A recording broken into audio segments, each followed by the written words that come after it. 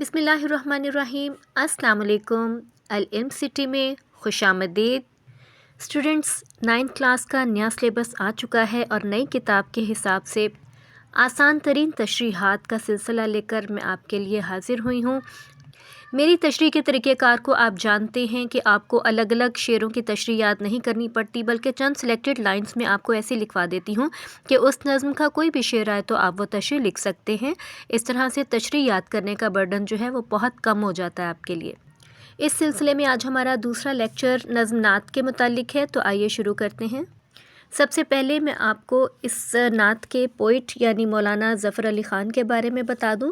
मैंने आपसे कहा था कि यहाँ इसमें से MCQs आ सकते हैं, तो जो चीज़ें MCQs के पॉइंट ऑफ व्यू से अहम है वो मैंने अंडरलाइन कर दी हैं। आपको यहाँ पे जितनी भी पॉइंट्स जो हैं वो अंडरलाइन नज़र आ रहे हैं, आप उनको अपनी बुक पे अंडरलाइन कर लीजिए और MCQs के लिए तैयार कर लीजिए। और पहले मैं आपको नात के मुश्किल अल्फाज के मायने बता दूँगी ताकि आपको आसानी से समझ में आ जाए। तमन्ना जो है वो ख्वाहिश को कहा जाता है। फूटा का मतलब निकला। शब रात को कहा जाता है। तारे अलस्त में एक वाक़ये की तरफ इशारा है। शब तारे अलस्त से मुराद वो रात है जब अल्लाह ताला ने तमाम अरवाह से आलम अरवाह में पूछा था कि बताओ क्या मैं तुम्हारा रब नहीं हूँ, तो सब अरवाह ने कहा था कि जी आप ही हमारे रब हैं। इस वाक़ये का ज़िक्र कुरान पाक में भी है। अलस्तु बि रब्बिकुम, क्या मैं तुम्हारा रब नहीं हूँ, इसका यह मतलब है। और नात के इस शेर में उसी वाक़ये की तरफ इशारा है।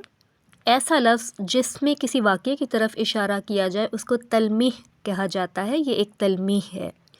इसमें इस बात का इशारा है कि उसी रात को अल्लाह ताला ने नबी करीम सल्लल्लाहु अलैहि वसल्लम का नूर भी तख्लीक कर दिया था। तीसरे शेर में मुश्किल लफ्ज़ है गायतों, इसका मतलब है मकसद। ऊला का मतलब आला या बरतर और गायत ऊला का मतलब सबसे आला मकसद। चौथे शेर में मुश्किल लफ्ज़ है शनासा, इसका मतलब है वाकिफ़। पाँचवें शेर में मुश्किल लफ्ज़ है यसरब व बतहा। यसरब मदीने का पुराना नाम है और बतहा मक्के का पुराना नाम है।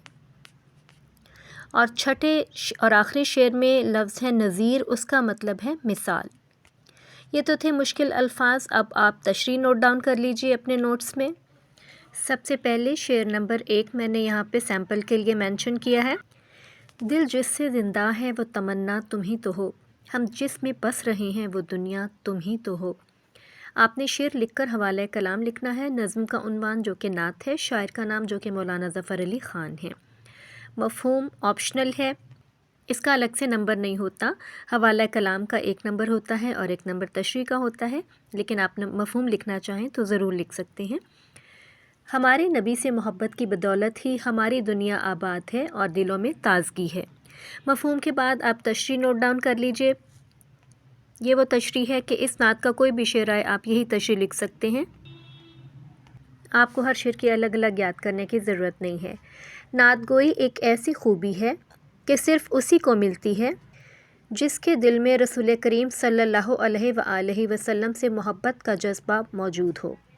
मौलाना ज़फ़र अली ख़ान की ये नात खलूस, अक़ीदत और जिद्दत का हसीन इम्तज़ाज है। जिद्दत नएपन को कहा जाता है और इम्तज़ाज कम्बिनेशन को कहा जाता है। ये नात मकबूल आम है।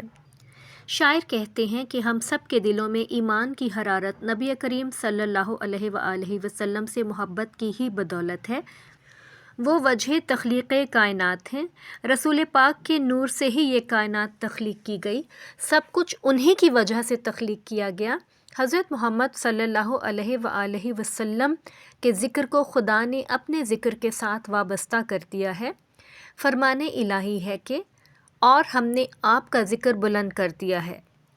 दुनिया के तमाम मकासद से बुलंद मकसद खुदा और उसके नबी की रज़ा का हसूल है। शब मेराज आप सिदरतुल मुंतहा से भी आगे तशरीफ़ ले गए। आप सल्लल्लाहु अलैहि वसल्लम ने गिरती हुई इंसानियत को सहारा दिया। दुनिया की इमामत का ताज आपके सर पे है। आप सल्लल्लाहु अलैहि वसल्लम ही रहमतुल लिल आलमीन है। आपकी ज़ात बेमिसाल है। इसके बाद आप इजाफ़ी शेर लिखिएगा। सारे ज़माने का राहबर है, मेरा पैगम्बर अज़ीम तर है। यहाँ तक तो तशरीह हो गई। अब उसके बाद ہر شعر کے حساب سے مفہوم میں نے الگ سے یہاں پہ مینشن کر دیے ہیں، آپ ان کو نوٹ ڈاؤن کر لیجئے۔ پہلے شعر کا مفہوم میں اس شعر میں ہی تشریح سے پہلے لکھ چکی ہوں، اور اب میں مفہوم نمبر 2 سے آپ کو بتا رہی ہوں، جو کہ شعر نمبر 2 کا مفہوم ہے۔ تو آپ نے چینج کرنا ہو تو شعر کے اکارڈنگ صرف مفہوم چینج کر لیجئے گا، باقی تشریح وہی رہے گی اور حوالہ کلام بھی وہی رہے گا۔ تو آپ بھی اسی طرح مفہوم سارے ایک سائڈ پہ اور تشریح ایک الگ سائڈ پہ لکھ لیجئے گا، اور بعد میں اس کو کمبائن کر دیجئے گا شعر کے اکارڈنگ۔ شعر نمبر 2 کا مفہوم ہے کہ حضور صلی اللہ علیہ وآلہ وسلم کے نور سے یہ کائنات تخلیق کی گئی، آپ وجہ تخلیق کائنات ہیں۔ مفہوم نمبر 3 ہے حضور صلی اللہ علیہ وسلم وجہ تخلیق کائنات ہیں، تمام مقاصد سے اعلیٰ مقصد حضور کی راہ پر چلنا ہے۔ مفہوم نمبر 4 ہے سدرۃ المنتہا حضرت جبرائیل کی آخری حد ہے، حضور صلی اللہ علیہ وآلہ وسلم اس سے بھی آگے کے رازوں سے واقف ہیں۔ مفہوم نمبر 5 ہے مکہ و مدینہ سے جس ہدایت کا نور پھیلا، اس وسیع اسلامی سلطنت کے تاجدار حضور صلی اللہ علیہ وآلہ وسلم ہیں۔ مفہوم نمبر 6 ہے حضور صلی اللہ علیہ وآلہ وسلم سارے جہانوں کے لیے رحمت ہیں، آپ صلی اللہ علیہ وآلہ وسلم کی ذات بے مثل ہے۔ اس کے بعد اسٹوڈنٹس مرکزی خیال ہے، نوٹ کر لیجئے۔ مرکزی خیال اور خلاصے میں چوائس ہوگی، ایک ہی نظم دی جائے گی جس کا آپ کو کہا جائے گا کہ یا تو اس کا مرکزی خیال لکھ لیں یا خلاصہ لکھ لیں۔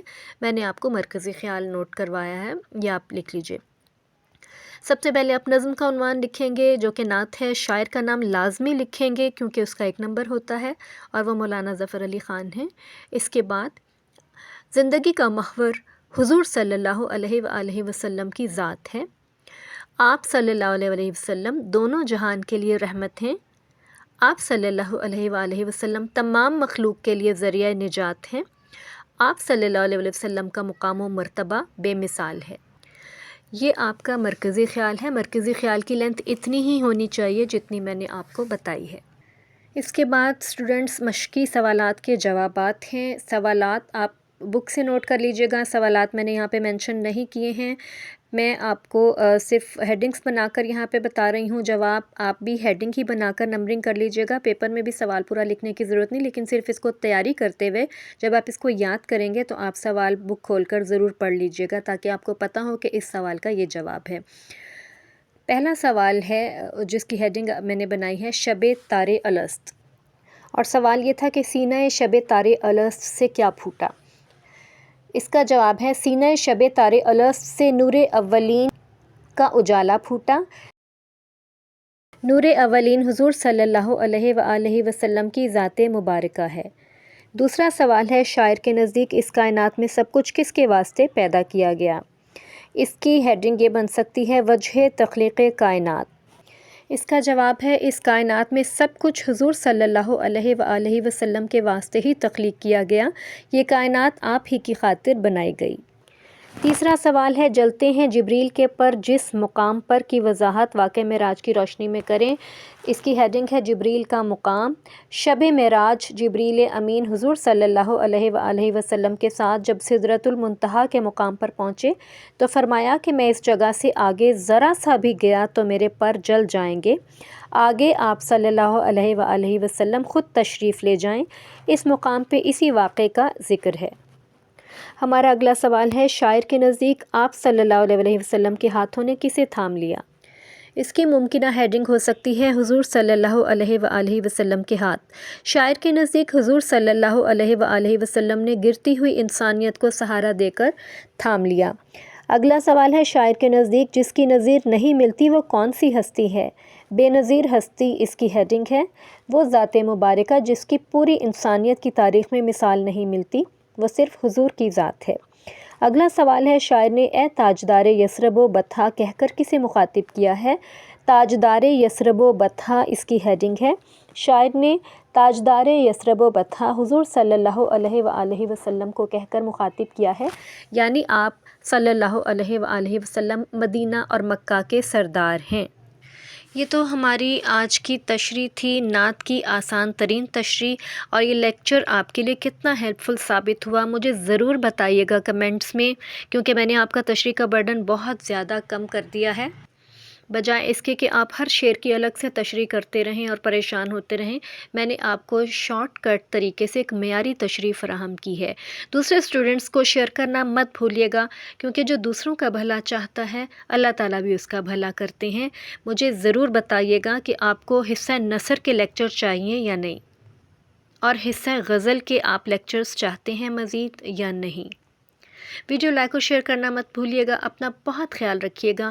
ملتے ہیں نیکسٹ لیکچر میں۔ اللہ حافظ۔